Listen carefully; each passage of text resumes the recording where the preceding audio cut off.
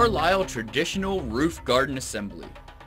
Once the fully adhered roof is in place, simply begin by applying protection fabric, drainage board, and moisture retention mat.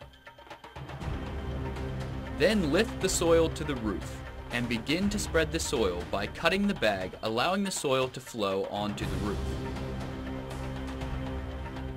Level the soil with a shovel or a rake, taking care not to penetrate the roof membrane. An optional irrigation system can be installed. Plant the roof garden via plugs, hydrated cuttings, or hydro seed. Carlisle roof gardens provide an attractive and aesthetically pleasing rooftop.